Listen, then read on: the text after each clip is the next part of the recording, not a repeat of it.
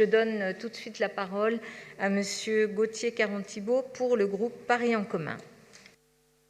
Merci Madame la maire, mes chers collègues. Ce projet de délibération important qui nous est présenté permettra d'attribuer à la Maison départementale des personnes handicapées de Paris une contribution financière, comme vous venez de le dire, de 3 420 000 €.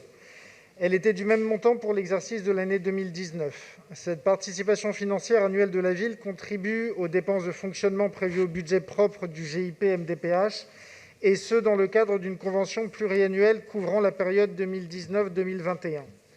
Je me réjouis que depuis 2016, cette dotation de la ville ait pu augmenter de 470 000 €. La MDPH est un lieu unique destiné à faciliter les démarches des personnes en situation de handicap. Elle porte une ambition forte, celle de devenir le guichet unique d'action et d'orientation voulu par la loi du 14 février 2005 à destination des personnes en situation de handicap. La MDPH de Paris continue sa mue en ce sens afin de proposer des services de qualité. La première mission de la MDPH est d'apporter des solutions qui répondent au mieux aux besoins des personnes en situation de handicap. Elle mène pour cela des activités d'accueil, d'information, d'accompagnement et de conseil à ces personnes et à leurs familles. Depuis septembre 2018, elle s'est dotée en outre d'un nouvel outil à destination des personnes, des familles et des professionnels, le site handicap.paris.fr. Pendant la crise sanitaire de la Covid-19, les agents de la MDPH ont été et restent pleinement mobilisés pour continuer d'assurer leur mission de service public. Assurer une continuité de service par le biais d'une permanence téléphonique, garantir aux usagers une présence et une réponse en cas de nécessité avec un accueil sur rendez-vous.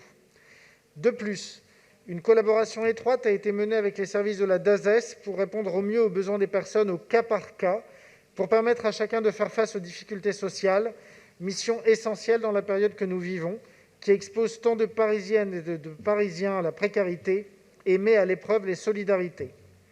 La crise sanitaire a eu des conséquences particulièrement fortes pour les personnes en situation de handicap.